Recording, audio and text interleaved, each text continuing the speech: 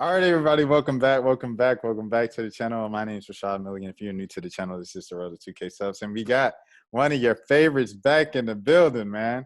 Hey, first things first, man, give it up for Black women. Once again, it's about 5 months later, we still doing the same thing. Man, we got Terrika Foster-Brasby in the building. Terrika, how you doing today? I'm doing good. How are you? I'm doing well, managing, all the all as well as I can. I'll say that as well as I can. But Awesome. things have changed since the last time you got in here, right? Things a bit has changed. First things first. In the words of the great honorable legendary Fat Joe. Yesterday's price is not today's price. I don't know if any of you guys own a television set. But if you do, if you don't, you might have seen it on your phones or on your laptops or your desktops, whatever you have to watch games and watch content. But yes, an alum of the channel, a guest of the channel, a friend of the family is on TV, y'all. On TV.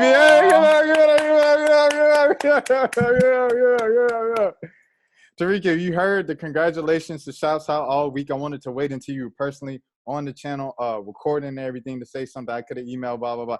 I wanted to wait. I wanted to say it face to face, everything, so everybody could see it, so it wouldn't be too redundant. First of all, congratulations. Second of all, how does it feel? It feels fine. Like it's really dope. The star of the commercial is Ari. Like she is the bomb.com, right? And it all started because of her tweet. Like she tweeted the WNBA is so important, and people kind of ran with that, and Twitter Sports decided to do like a whole campaign around it. And I very much was just proud to even be considered to be, one of the influencers in the video to push the agenda forward. So I was excited to be a fly on the wall, right?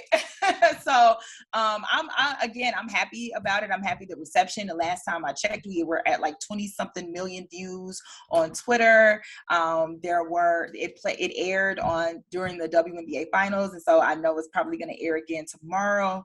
I'm happy. I'm excited. I'm just waving at folks like, yeah, I made it. I'm in the background. How's the trip to the grocery store now? Do you get to the grocery store and you know maybe what? like wait in line, pull out your phone, and like I've seen that post before. Wait, aren't you?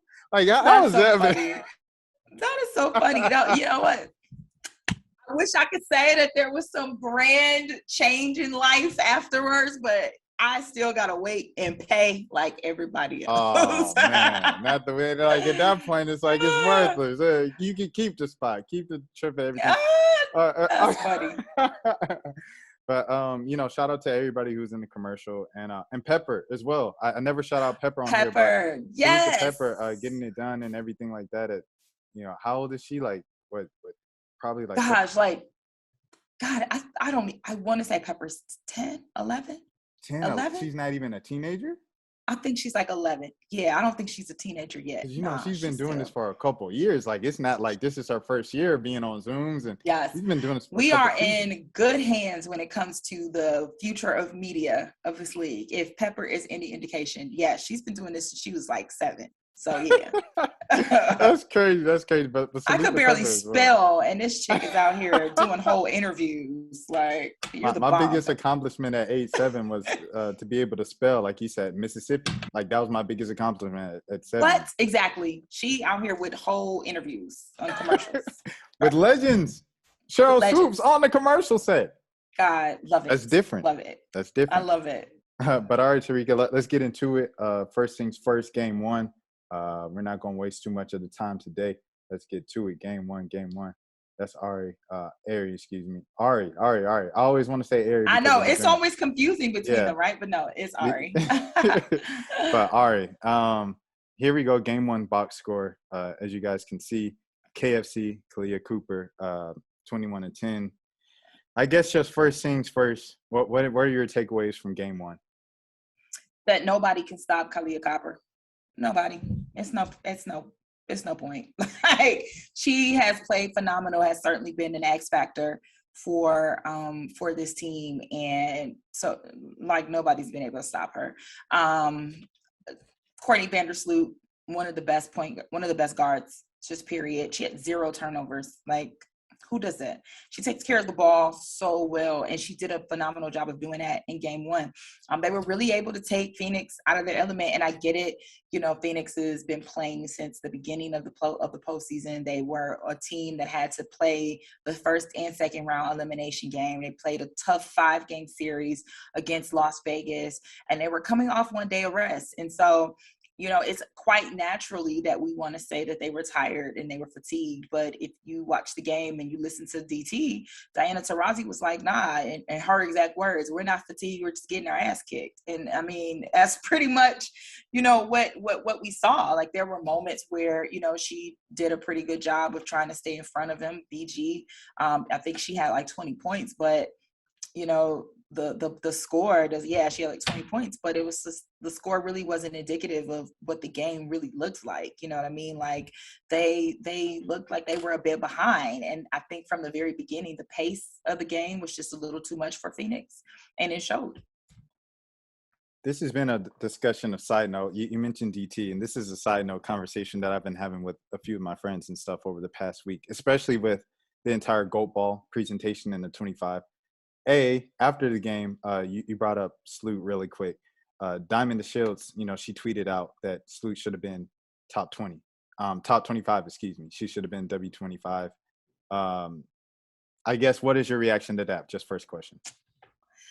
So I have a lot of reactions to certain things, because there are some players that I feel like should have been in the top W25 conversation, but I now also understand that there was a specific criteria that was set forth.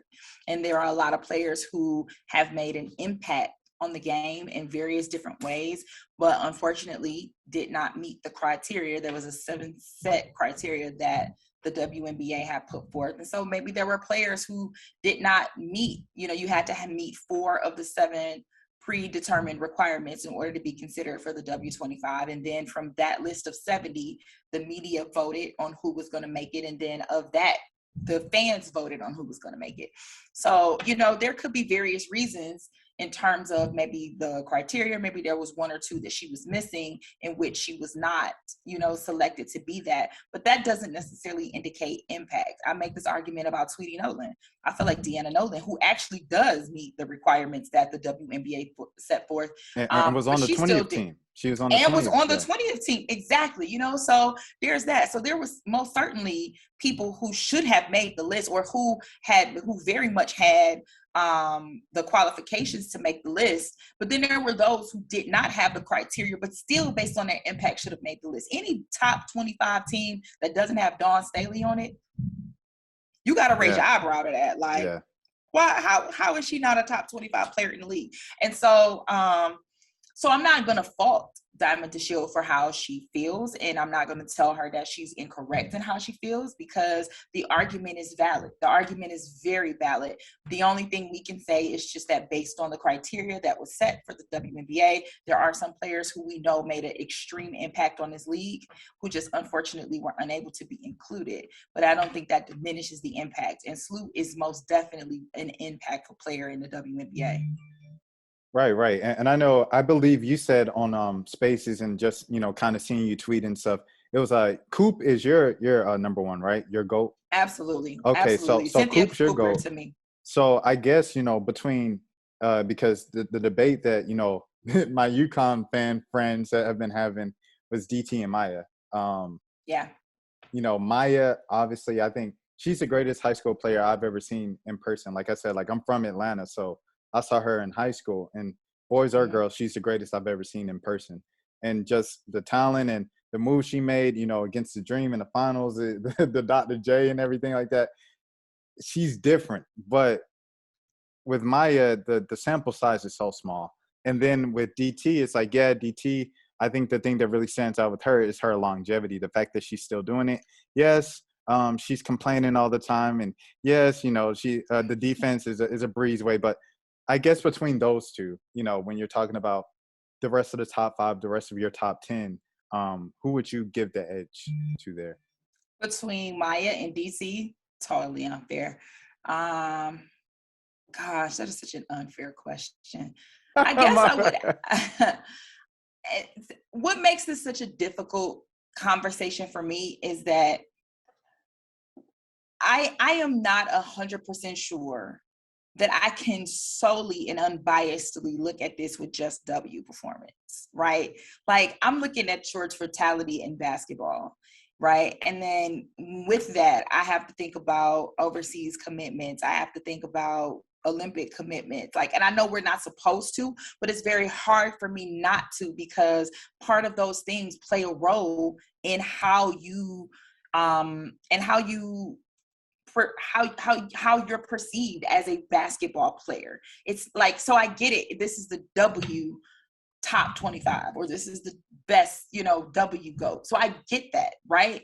But it's hard not to look at those things. And it's hard for me not to give the edge to Diana Taurasi. It's like, you're a 5-time Olympic champion. You know what I mean? Like you've won several, it's hard for me not to give that edge to you, just knowing how you've contributed to basketball in its totality, right? And that's not to take anything away from Maya, because like who can argue with anybody that says Maya is the GOAT for them? Like, exactly. You got it. Like, you got it. Who can argue with you? So I definitely get it.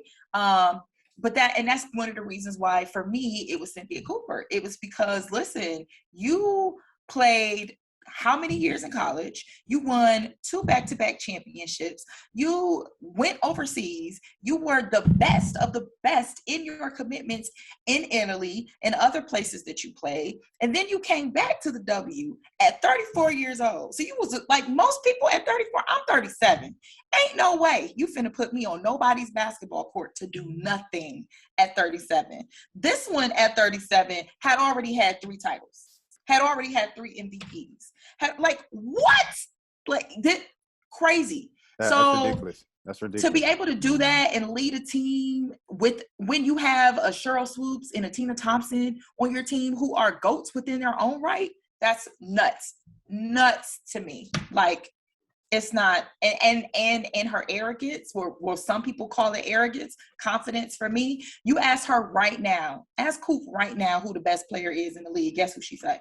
Her. Yeah. So will Cooper say, well, if you really want to know the truth, you are right, Coop, it was you. She said that when Holly Rose, she was on the court, interviewing them on her phone, and she goes to Coop. And then Coop is like, well, I was in the league 4 years and won 4 championships. I was like, oh my goodness. She's like, yeah, just kidding. And then in the back of my mind, I was like, she's not kidding. Have you ever seen her coach before? Have you ever seen her coach?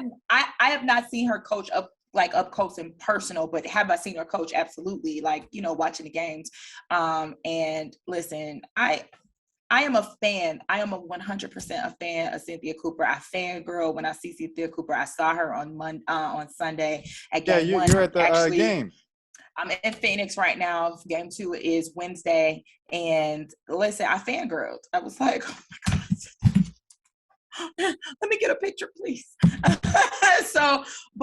But yeah, like, it's just, again, it's such a subjective conversation, and it's one that I'm glad that we're having, because we have these conversations in the NBA, we have these conversations in the NFL. The debate is what helps to spark and grow the game and stir the conversation. So regardless of who you think is the best player to you, I'm just happy that we are getting fans and more people involved into the conversation of women's basketball. For sure. And, like I did see Coach one time. It was a couple right before the shutdown. And because, I'm in SWAC territory. So, I'm watching her, and like, she's like going off and getting texts and on the court. And, like the people on the stands talking trash. She's like, oh, what'd you say? And she was like, I can still, come on now, on the side during the game. This is the most, still got it. It's the most entertaining. It was an experience I will remember for the rest of my life. So kids, if you're looking for a place to go, I don't want to recruit for anybody. Take a look at the SWAC. You got Jackson State and Texas Southern over there. They're both doing great things. Grambling State as well. But let's keep it pushing. Looking forward to game 2. You mentioned, Phoenix perhaps tired legs or stuff. What do you think Phoenix can really do in game 2 to really kind of turn the tide? Well, definitely they need to keep BG in the paint a bit more, right? Because Chicago had like 40 plus points in the paint. When BG's in the paint, there's no reason that you should have that, right? So they definitely need to keep her down low a little bit more. I just also think that they need to adjust on who is truly going to be able to guard Kalia Copper, because the way that she's shooting, the way that she's able to come off the pick and roll is ridiculous, right? And I think that's going to be difficult. I'm not sure there's going to be anybody that's going to be able to do that. So those are some of the adjustments that I definitely think they need to make. I also think they got to find a way to not only get BG more involved down low, but they got to allow her to play her game, right? And that's, again, too, Chicago's been so good at that. Candace Parker has been so good defensively that she's been able to really take her out of her game. And we need to see that. We need to see that dominance, and more so than just what the stat sheet is going to show, because you look at BG's stat sheet from game one, you see 20 points, 6 rebounds, 3. So you think like just looking at the numbers, but when you actually watch the game and you watch her play, she wasn't as dominant inside as she could be and should have been, right? So that to me is the main in the first adjustment that absolutely needs to be made. And then listen, I think that getting more with Sophie Cunningham coming back, because Sophie Cunningham is coming back this game, I think she's going to open up that shot a little bit more than we were able to see in game one out of Phoenix, which is great. I know they've been sharing minutes between Kia Vaughn and Bria Hartley. And I mean, what they've been able to do is really great. 21 minutes with Bria Hartley, 17 with Kia Vaughn. But Sophie Cunningham coming back is going to be able to split that some, and she's a much better shooter. And that's going to also open up some possibilities for them to score on the offensive end for Phoenix. And so I'm excited to see what game two is going to look like. I don't think that they are going to come out as slow paced as they did in game one, right? I think these 2 days of rest that they're getting is going to be super helpful for them. Again, adding Sophie back to the mix is going to be helpful for them. I was talking to some of my colleagues earlier. We were recording the Around the Rim podcast. Monica McNutt made a great point where she said, you know, Brianna Turner is another one who truly knows how to up her game as a series goes on. And she's absolutely correct in that the more and the longer she plays a team and gets more familiar with the team, the better she acclimates herself for that. And so I can see that happening in this particular series as well. So I think that Phoenix comes out with a much better outlook than they did in game one. I'm actually going to take Phoenix to win game two so that they go back to Chicago tied at 1 apiece. Okay. You talked about the Twin Towers with Bree and Griner, BG. They dominated that semifinal against, you know, everybody's like, Yeah. Liz. Yeah. They had the whole people. I'm like, dang, everybody done turned on Liz. A couple months ago, everybody was Team Campaigns. Now everybody done turned. But man, they dominated that semifinal. BG lived up to like everything they said. When we saw BG was going to dominate, this is what we meant. Turner getting like what? She had like 23 and 17 one game. It was something ridiculous like that. So, you know, I think, yeah, definitely, like you said, I mean, when you have those two Twin Towers down there in the paint, the Sky shouldn't be able to dominate like they did down low. You know, you're talking about CP. CP was going down there getting what she wanted. And one. Copper. Mm-hmm. Copper was going down there. Tough finishes at the rim. You were talking about, can you stop Copper? I don't know, because like not only can she hit that midi, not only can she hit that pull-up in transition, she can also take it to the rim and finish through contact, and that's what makes her so tough.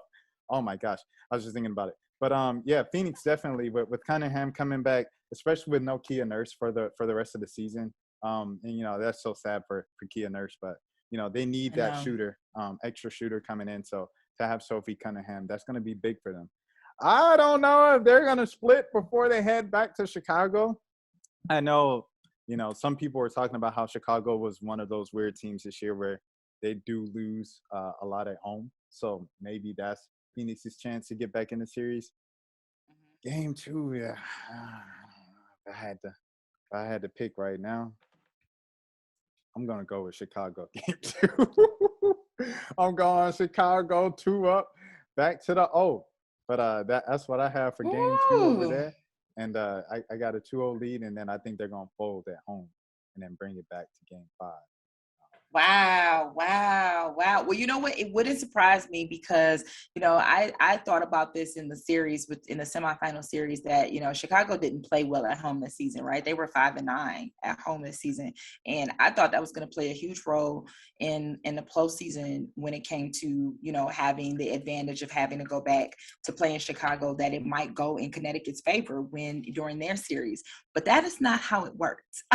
They played extremely well. And also, Connecticut didn't play their best basketball. But at the end of the day, they played a lot better than I gave them credit for. And I have it on good authority, AKA all the tweets that I saw, that Chicago is sold out. Right. So they sold out game 3 on Friday at Wintrust Arena. And so it's going to be rocking. They're going to have energy.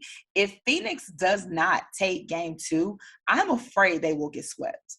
That's how serious Chicago is. Like, it's a completely different team, right? The leadership that Candace Parker brings, it's just a completely different team than we've seen. And like, this is the team that I think everyone thought we were going to see all season long. So them coming in, with a 500 record, it was like, where this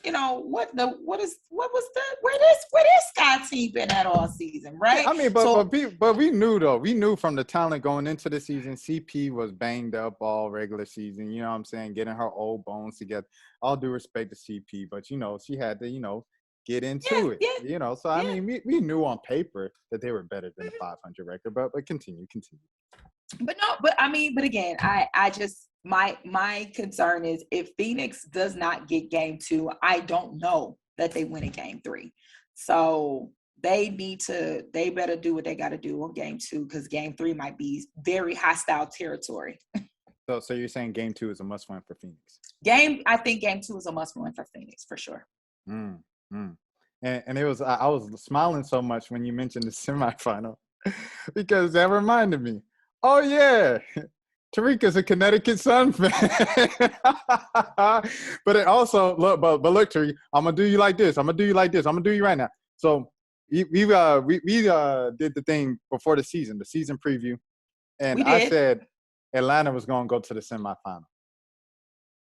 I'll throw that out there. I'll throw that out there because I don't want to just get on you all Connecticut, because Connecticut was the best team all year. They were the glove. They were the entire defense was the glove. Like they were all.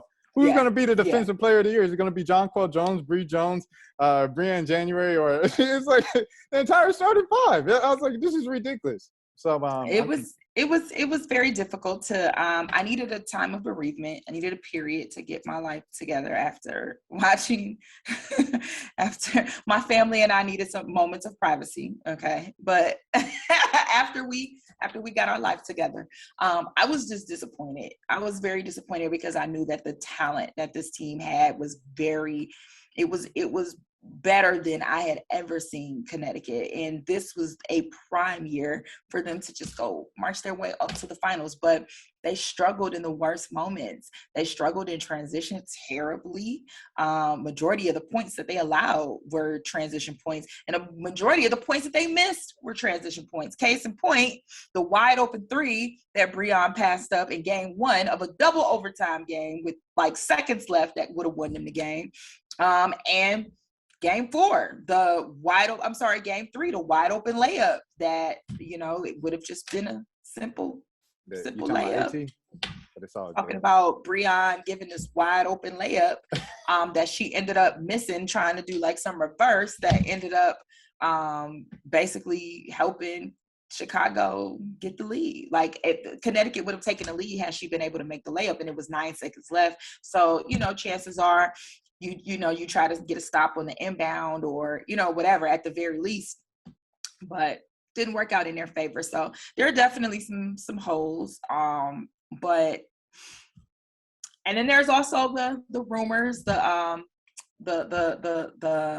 rumors that getting awards before your game is just bad luck for your team because 3 players got awards, 2 players and a coach got awards for Connecticut before they lost to Chicago, and then DT got her GOAT award on Sunday before losing to Chicago. So maybe don't give me awards. before I get ready to play. We're blaming you, Kathy. It's all your fault. We're blaming Kathy. No, I'm joking. but all right, that's the finals and the little bit of Connecticut. I don't know. It's just ridiculous. Like y'all had like you said, too much talent. Like the both seeds, both top seeds. It was like, when are you ever gonna have that chance again, an opportunity? And before we move on, you reminded me when I was thinking of the top two seeds in Vegas. You being from Detroit with Lambier, do you think Lambier is holding A'ja Wilson back, her development? Gosh, that's such a difficult question. I don't want to say holding her back, no, because I honestly don't know if she would. Let me say this. I think A'ja Wilson's a beast. I mean, period. She was MVP for a reason. Like, she's so good at basketball, period, right? And I think that her being in Las Vegas honestly helped her development because she was around some great coaches. I know later we'll probably discuss the hiring of Tanisha Wright, but she was one of the coaches that were there. Vicki Johnson, coach at Dallas, now was an assistant coach in Las Vegas. So it's not like she hasn't been surrounded by people that can help her grow and develop. I know that there are plenty of questions that people often ask of Bill Lambier when it comes to how he puts together his rosters, when it comes to how he, coaches in final minutes of the games, when it comes to matchups. And those are all valid questions to ask. But I've also seen this man be a championship coach, not once, not twice, but 3 times. And I've seen him do it with a very talented roster. When you have a Deanna Nolan, a Swin Cash, a Katie Smith, a Cheryl Ford, like when you have these people on your roster, these aren't of the 4 that I just named, 3 of them are Hall of Famers. So you have literally, you get what I'm saying? So it's not as if he's new to coaching an all-star roster. He's not. So I get the questions. The questions are valid. But I also think that there needs to be a bit more respect for Bill Lambier because he's done it before and he knows what he's doing. And he surrounds himself with people who are very good at what they do in terms of helping to develop and create leaders on the floor and off them. So I don't know that I can say that he's holding her back because I can't honestly say that I feel that way. I don't. I just don't feel like he's holding her back. But I know that there's so much more that A'ja can give and will give to this game, regardless of who's coaching her. Yeah, probably, when she heads down to Atlanta in a couple of years. See, you in this Atlanta thing. You're just not gonna let that go. Okay, I got you. but we have Ari right here with the great news. We're talking about Ari to open up and everything like that. About that AU Pro Sports, about the new league. It's a player-driven women's league that's set to kick off in January. It's to give players the opportunity to continue to play basketball year-round in the off-season, continue to stack up some bread, but be in America. So I guess just like I said, it's going to be player-driven decision-making, innovative competition format. I'm literally reading now, so if you guys are like, oh, he knows everything about, I'm literally just reading right now. But it's going to, Ty Young is in it, or at least picking Ty Young, Natasha Cloud, and Sid Colson. Those are the 3 founders or whatever players who are kind of like deciding everything, 3 founding mothers of the league, if you will. So, Terrika, I guess just what is your reaction to the announcement of today and the new league? Yeah, so I am still like you, kind of learning my way around this particular league in terms of what it means and what it does. And I'm hoping to get some clarity on some of the questions that I may have. But just on the surface, I think this is wonderful and a wonderful initiative. We need this, right? Like from what I was able to read, there is a monetary incentive that in the 5 weeks of play would pay players more than they would make with their overseas commitment based on what I read. I also know that everything is going to be player driven. So Natasha Cloud, Sydney Colson, and Tamara Young are the first 3 players to serve on the executive committee and the first player to sign, but there'll be a total of 44, if I'm not mistaken. So there's that. I also heard or was reading that they have already been doing this with 3 other sports, volleyball, lacrosse, and softball. So basically they're going to be complementing basketball with some of the same elements, but obviously some different ones. I think it's great that they're going to have this during the season, during the time that the WNBA season is off. So as in Ari tweets, it's more of a complement of the WNBA and not a competition too. And it's fair. We've got developmental leagues in the NBA. We've got, the big 3 for players who, want to play or just don't feel like they have the ability to do 5-on-5 back-to-back, day in, day outs. There's also the G League for, players that are up and coming. There's some other avenue for men to play basketball, whether they are continuing to play in the pro or semi-pro or after their professional careers have ended. And there's nothing like that for the women's leagues. And so I think that this is a great idea and a great compliment. And I'm very excited to see what more is going to come out regarding this. Again, I just, like everyone else, just kind of found this out today. So I don't have a bunch of information.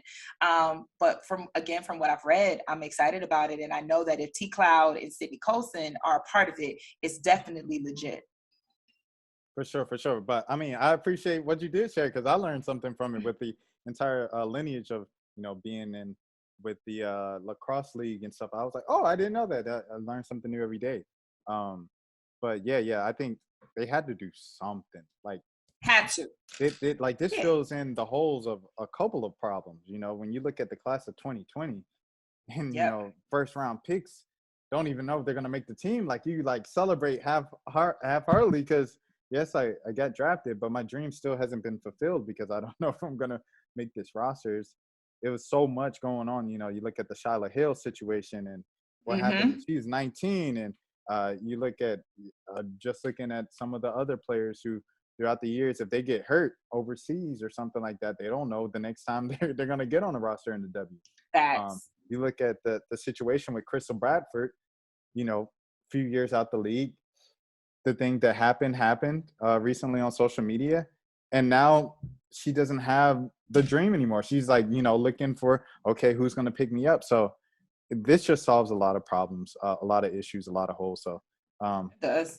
And it is going to be interesting to see, if this is going to develop into a place where those looking to get a WNBA spot can, use it as an opportunity to be seen, or if this is for players who want to continue to play and generate more money, but don't, have the ability to go overseas or don't want to go overseas, or if this will be a place where, players who haven't quite made the league yet, or how we have seen different players in our drafts where they, get drafted to the league, but then for whatever reason end up getting cut and are unable to make a roster, if this is a place for them. So it's just going to be I don't know these things. And so I am very interested in finding out the same, if what this is going to eventually shake up to be.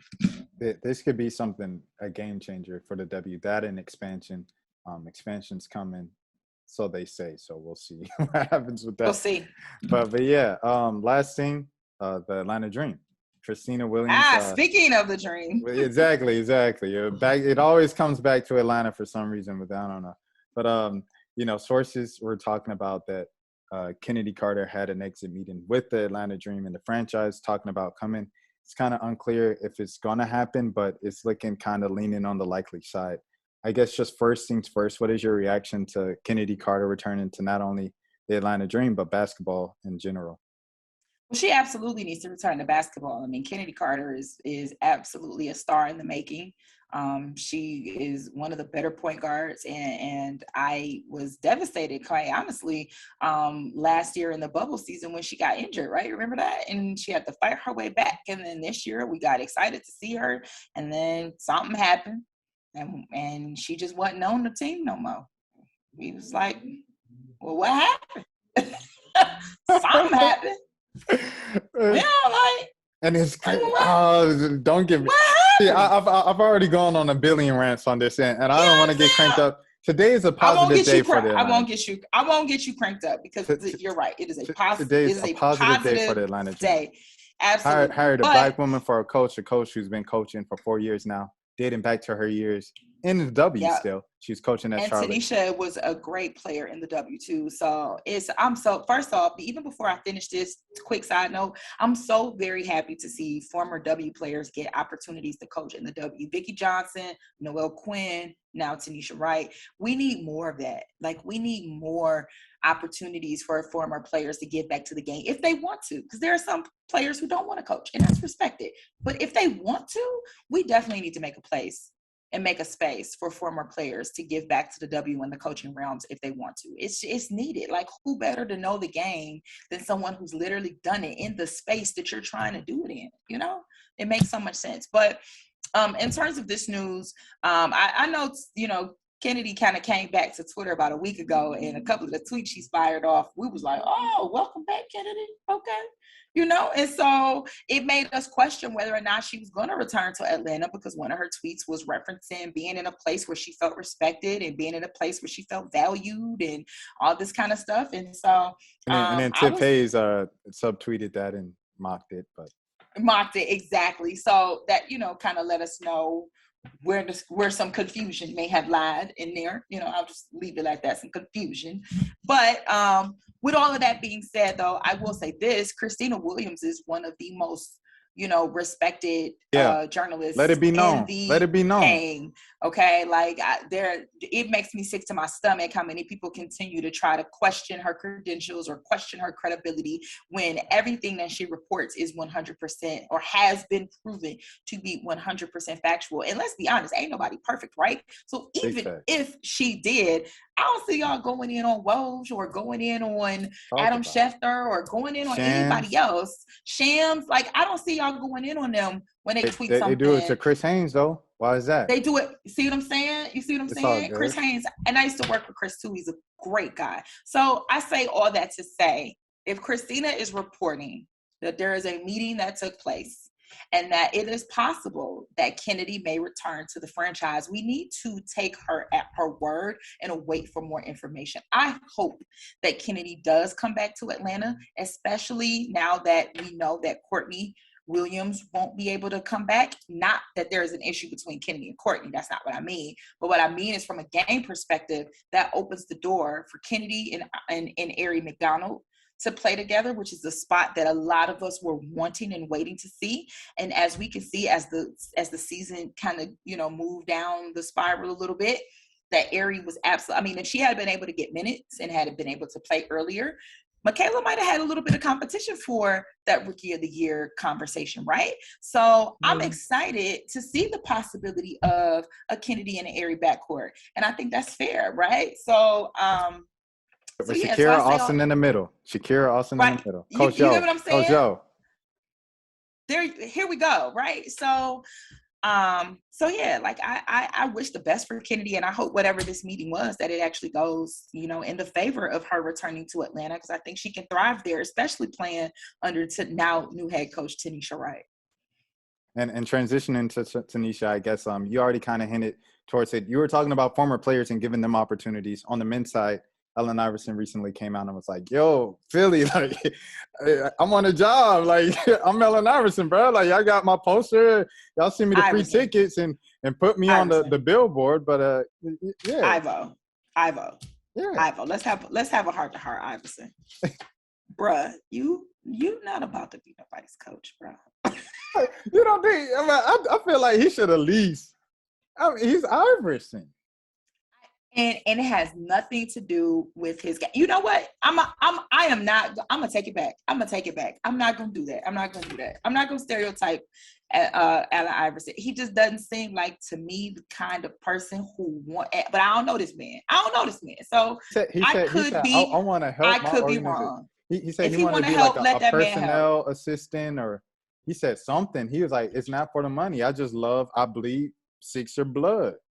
That's what's up. Well, then let that man have a role in your organization. Okay. Somebody get on the phone with Elton Brand and call and say, listen, let's get this man, because you're right. Like, we do need to allow some of the greats in our game to give back to the organizations that they love in the way that they would, in the way that we would want them to. And I feel like that's fair. But I also know that with certain positions come certain expectations. And that does not mean that you need to change who you are, because authenticity is important. But it it does mean that certain things that you do and part of your lifestyle, you might have to scale back a bit. And so the only point that I was trying to make is that, Iverson, if you're trying to be in the light as far as a coach and a mentor and things of that nature, there are certain things You that got to look at Urban Meyer and John Gruden, you know? Certain things that we got to scale back on a little bit. We can't be lit now. Shout out to AI. Shout out to AI though. But shout out to number 3. Oh yeah, for sure. But going back to Kennedy, number 3. But anyways, going back to the W side of things, there was 2 players that I really kind of like just stuck out to me in the W25 presentation in Phoenix at game 1. One was Cap. You know, to see Cap doing well, to see her healthy and standing up, I was like, oh man, it's so good to see her. And if Cap wants an opportunity in the W, you know, give these players, you know, space. I know she's doing her thing in a fashion space and everything like that, but if she wants something to be still connected to the game that I know she's once loved at some point, you know, open that door for Chicago or Phoenix or New York, whoever wants to do that. I think that would be dope. Excuse me. And then the second person was Maya Moore. Because Maya Moore ain't come outside about once in the past 4 years. She came outside once at the ESPYs.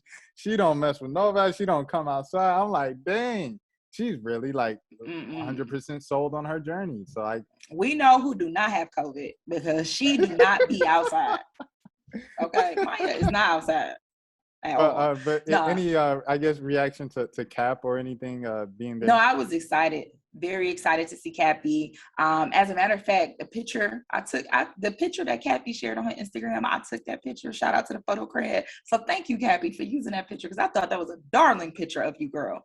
But yeah, no, love, like, guys, she is absolutely one of the best players to ever have graced the WNBA court. And she, you know, reminds me a lot of a Shamik Holdsclaw in the fact that people are human, right?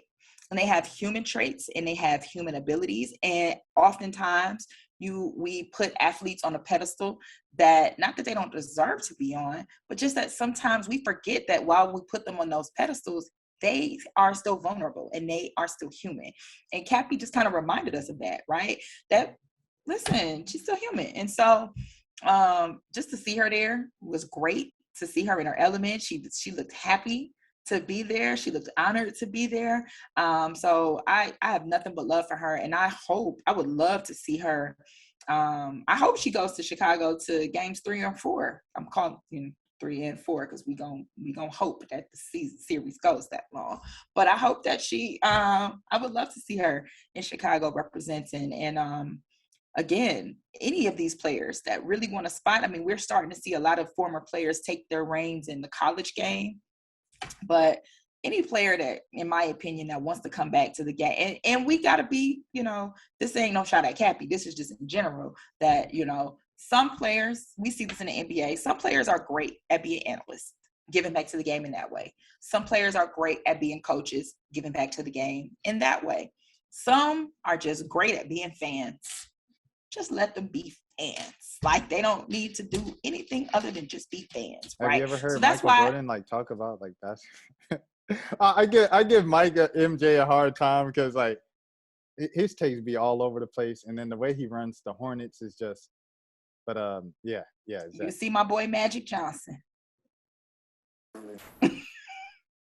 Magic said, "I'm not gonna be here." Magic said, "I'm not gonna be here. I ain't gonna be here. I ain't gonna be here."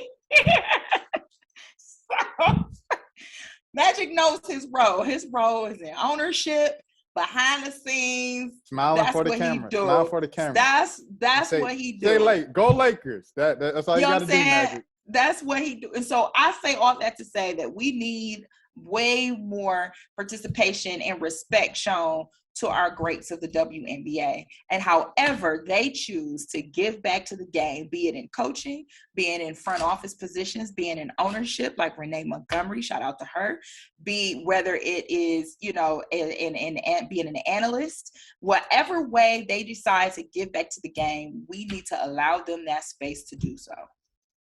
Right, for sure. And I guess we'll move on to college now. I want to make sure that nothing hits me before we move on to college. Okay, we'll move on to college. Now Okay. college coming back in a couple of weeks. Who are some of the teams that you're really looking forward to? I know we talked about this in May, but 5 months later, have any of your thoughts changed of I guess your top 4 or 5 teams that you're looking at this year? A couple. I mean, some have changed, but for the most part, I'm still always going to be looking at South Carolina. They're always going to be a team that I'm always going to be looking to see how they progress. I'm absolutely going to be looking at Baylor. Under Coach Nikki Collin now. I want to see what differences she's going to bring to that team. I'm even in that same vein, interested, not saying that they're a top team, but I'm interested in LSU just because I want to see now how Kim is going to switch that up. What are we going to look at new and old? I'm interested in Iowa. I want to see what Caitlin Clark is going to do. How is she going to be different from her rookie campaign? What is she going to bring to the table that we have not seen before? And does she finally give Iowa that little bit of a that's needed in order to put them in top of the Big Ten? So I'm interested in that for sure. I'm not going to say UConn because everybody says UConn.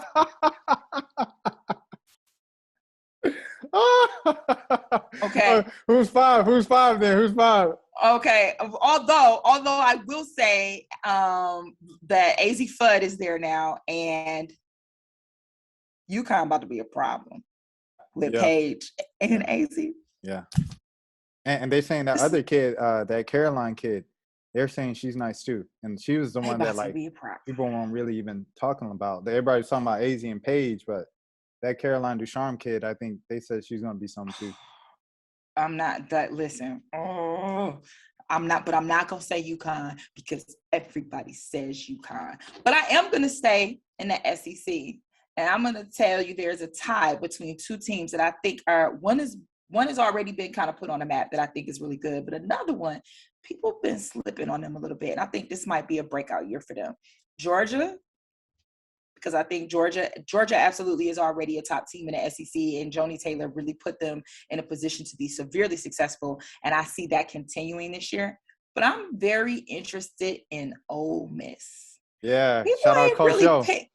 They People don't know pay Ole Miss. they're People tough. don't pay old Coach. She's tough. And some of the games that they lost last year were really close matchups. And they're in a division that is continuing to grow and develop. And I've seen some of the players that she's got coming up, some of the recruits that she has, and I've checked out some of their highlights. I'm really excited to see what Coach Yo is going to do with Ole Miss. And so NIT finals last year. Exactly.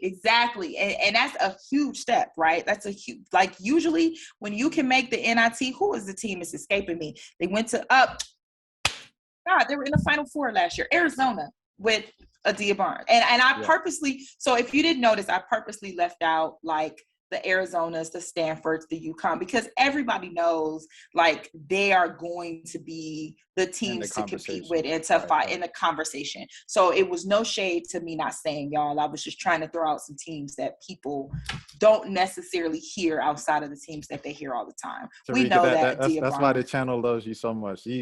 Because the comments they get on every time I bring someone on, Rashad, did you count it? Did so they all the comments, it was nothing but positive comments last time you came on, and I know they're just gonna eat this up this time.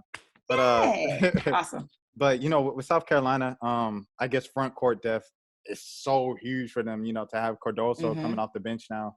I guess just do you think it could ever get too clogged up for them where, like shooting's never really been their thing? Like that's the thing that's kind of, people will say, do you think it'll be too clogged up with, if Zaya drives, if Bree Bill drives, if Aaliyah Boston drives, she has the ability to pop mid-range and out, but, for most part it's down low and she's the best big in the country. Do you ever see that kind of like as a problem for South Carolina coming down the stretch? I really don't. And I think this is going to be a breakout year for Aaliyah Boston. And I mean, I know it's going to be hard to top considering that last year for her was ridiculous, but I believe that this is a breakout year for her. And I think that all of the accolades that Paige Beckers got last year can be Aaliyah's this year. Like that's how much I believe in her and her ability at South Carolina. Defense is going to always be the thing that's going to drive them. like point blank and period. Dawn has always got to keep them defensively sound, because in some instances that was the difference between a win and a loss last year. I strongly believe that. So I don't think that, their offensive ability will be too clogged in that front court. But I know that Aaliyah has got to take over games. And there were moments last year where she did not take over in the way that we know that she could have and should have. And honestly, I'll even say it in the Final Four. Like, it was a shot away, but Aaliyah dominate. You know what I mean? And she felt bad, in those final moments, because the ball got to her hands and she wasn't able to capitalize on it. But here's the thing. The game ain't won or lost in the final seconds of the game. The game's won or lost first, second quarter. You know what I mean? Like, what do you do early in the games to set what do you do early in the games to set the tone so that you don't leave it in the hands of the officials or leave it in the hands of a 1 second shot, down the stretch in order to make or break? And I really feel like, as tough as that was to see, Aaliyah she was heartbroken at, not being able to finish. We need you to dominate early in the game, sis. And you can do it. She can do it. For sure. I agree with you on that. Some of the other Big Ten teams, Michigan, you're looking at Nas Hillman, Maryland, of course, with that backcourt of Diamond Miller and Ashley Wusu. Never doubt Brenda Freeze. Her ability to put a team together to be competitive is ridiculous. And NC State and the ACC. So, where's they're in the ACC and Duke too. We also got to keep Duke in mind. As well, a lot of people have been shouting out Duke.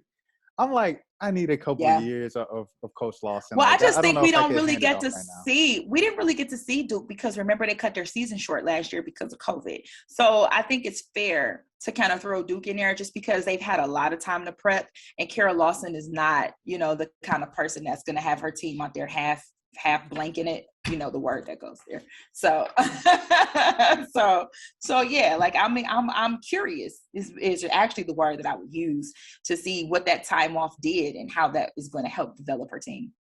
Right. As we wrap up here, I just want to say, I apologize to Kalia Copper. I think I was saying like Cooper because I was like, oh, did you? I don't know if I did, but I kicked it out to you, right? And then you were like, yeah, Kalia Copper is unstoppable. And then in my mind, I was like, oh, I hope I didn't say Cooper. I hope I didn't say Cooper. See, but, I should have been paying attention. I'm sorry if I wasn't paying attention to correct you. It's all good. But like we said, we appreciate you so much. We always want you to get your flowers when you come on the channel. We appreciate you all the time and stuff. And, even when the price goes up on TV, she's not too famous for it, y'all. She's not too famous for it, y'all. Monica McNutt. Monica came on about a couple weeks ago. And I was like, oh, we got Drake. We got the biggest in the game right now on the channel. We do. To come down and everything like that. So for you, fresh off the national TV spot, to still come down to us and this moment, we appreciate it so much. I appreciate you having me. I am never too big. That is crazy talk. And you have Monica. That's the GOAT right there. That's the real GOAT right there. Monica, hold it down. Go, Mo. But yes. Plug everybody, everything you got going on, the pod, any projects and socials as always. Well, listen, y'all can always check me out at She Knows Sports on Twitter, at She Knows Sports _ on Instagram. You can follow my YouTube channel, T-Take2, even though I haven't done a video in like 2 months. So I was about to get on you about that because the comments I haven't done a video. You saw the comments on your last video. They're like, oh, bring on more. And then, you responded with your account. And then I was like, why don't she just post more on our account? Because I subscribed and I was watching, and I think the last one was the Black Women Are Tired, right? It was. I just had literally been busy and had not had an opportunity to record stuff. But let me tell you, they have been giving me all the juice this week between the John Gruden stuff and between everything. Urban Meyer thing we forgot. We ain't forgot Urban. But between ColourPop doing a makeup palette for the NBA and not even including the WNBA, like, they've given me some ammo. So I definitely got some stuff that I need to get up there, but I would appreciate the love and I would appreciate the follow on my T-Take2 YouTube channel. And that's pretty much what I got going on right now. I'm here in Phoenix right now for the WNBA Finals. So, you know, just continue to follow me and see. I might, you know, find some behind the scenes footage. I might find somebody cutting up somewhere that I could share. That would be super dope. But yeah, I'm just having fun, and I just appreciate you always looking out and bringing me on. Oh, no, no problem. No problem. I'll drop the link to her YouTube channel in the description. Make sure you subscribe. Get her to 1,000 expeditiously so she can monetize and everything like that. And she can get to the Yay! bag too, because everybody needs to get it back. It's 2021. You know what I'm saying? We all trying to get the 2021, bag. we gotta get the Yeah. bag. Y'all tweet, support black folks, support black. Well, this is 2 black folks right here asking you to support. Facts. Put your money where your mouth is. Well, you know what? It's not even money. It's free. It's free to press subscribe. Free $3.99. But thank you so much as always. Take care of yourselves. Everybody be safe. Do your research on the vaccine. Take that thing already, because it's been a few months and it's kind of getting tiring at this point, as you guys see with the Kyrie Irving situation. Take care of yourselves. Goodbye until next time.